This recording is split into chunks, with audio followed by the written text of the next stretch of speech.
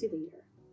Like, I activate. Since I was birthed, I activated. You guys, I was like in junior high, president of the Christian club. Let's start it. High school, president of the Christian club. I got into a new high school and we had to start everything from ground up. I was thriving. And my girls here know. But God, at that time, I know with planting seeds in me, like, girl, you're an activator. This is why I have you here. But that's where I have to lean in. Okay, God, you're asking me to activate. You're asking me to do something bigger than myself. But I've walked a few paths on my own because I know I'm an activator. So, dude, I could do this business thing. Oh, I could juggle that ball all day. And it's cute until God says, I've never called you to do that. And that's hard. And so I tell you guys to be careful. You are a daughter of the Most High King, who is God. Or maybe you're doing something you're not supposed to be doing. He's going to let you know. But if you don't show up, you're going to keep walking that line. And let me tell you, it's not good. It's not good. I remember reading Elizabeth Gilbert. She wrote Eat, Pray, Love.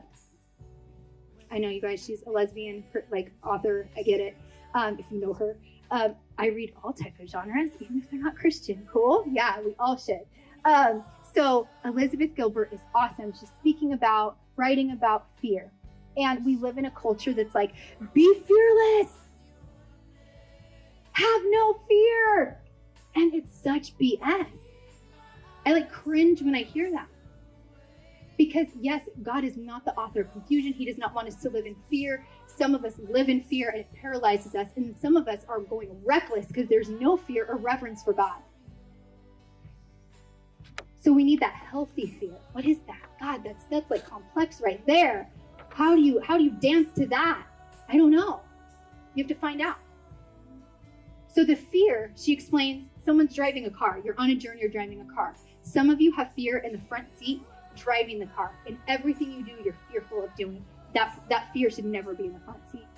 Some of you don't even have fear along the ride with you. And that's scary because you need it. Fear should not be in charge of your music, in charge of the map. It should probably be in the back seat, but it should be there. And why? Fear is what helps us when we go into the ocean and you see that there's a monsoon coming or a huge wave. Run to shore because you don't want to die. Ask God, what is the fear you want? I need to be in reverence. I need to be God-fearing, that may I never get off this path that you've called me to do, because I want all of your glory. I want everything you have for me. And having that reverence. So who is God? My feet could ever wander, and my faith will be made stronger in the presence of my Savior. Spirit, lead me where my trust is without. As we're sitting here, you are all living souls. That's what you are.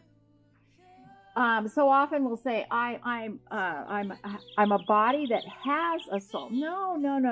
You're a soul that has a body.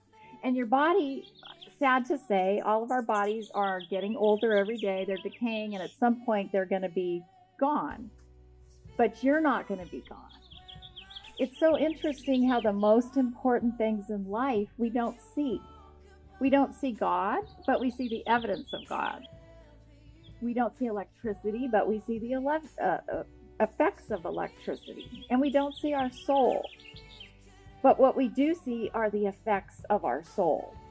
So how you order matter around you, how you decorate, how you treat people, how you make your life is all about your soul. And yet, we spend so little time on our soul. We really do. I mean, it's you people, all of us here today, you're here because you chose to do this and do something for your soul. And that's rare in our society. We're so busy, we're on the treadmill, we're trying to get ahead, all of that. And I'm convinced that the greatest deceit from the enemy is distraction. If he can get you looking the other way to not see what he's really doing, he's got you, doesn't he? And keep my eyes above the waves. When oceans rise, my soul will rest.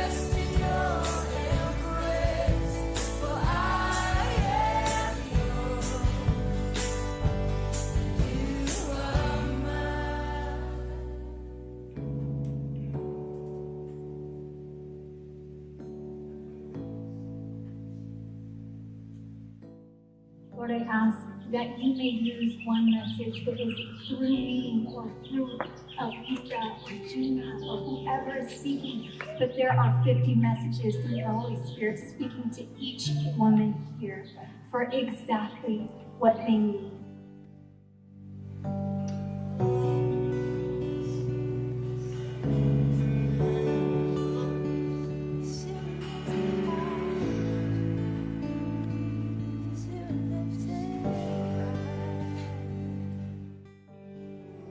So may our hearts be open, our spirit to be calm, and to receive you, all of you.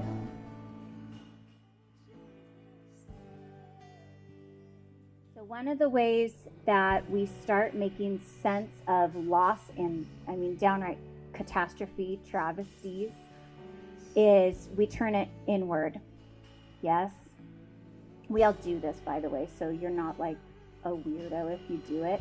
That's one of the ways. Another way is that we defend, or we kind of like block out, and so we blame the other person, right? So either we take too much on, which, by the way, us women tend to do that one more, or we point out. So it's not me, it's my job, it's the other person, and then we start putting labels on them to try and make sense of what is happening. So they are lazy, they're the worst, they are cuss words, they are rude, they're wrong, they're broken. We say they're broken in this like Christian way, which is actually kind of messed up, because what we're really saying is it's not me, it's them, right? So they're broken.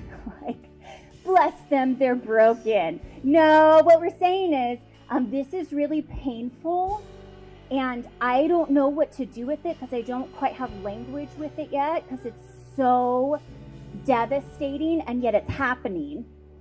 And so I just want to point the finger at the other person, and we start telling ourselves stories. They're different for all of us. Stories about who either that person is that has hurt us, or that we perceive hurt, or we start telling stories about the situation that we're in. We are all here wanting connection, and when connection gets broken, it is painful, and we don't know what to do. And so the third thing we tend to do when the ground gets taken from under us, is we start to quote unquote cover up. So we start to try and redefine who we are. So, so that didn't work. That I was like really, really sweet. I guess I'm just going to be super, I'm just going to tell you how it is. And yet in our human ways, we want to grab onto these definitions, but here's the kicker. We create them, not him. And so all of these things that I just said, those three things, believing that it's our fault, that it's the other person's fault, or running for these labels that feel really safe. I'm the rich one, or like whatever it is, right? All of these things keep us from actually feeling safe.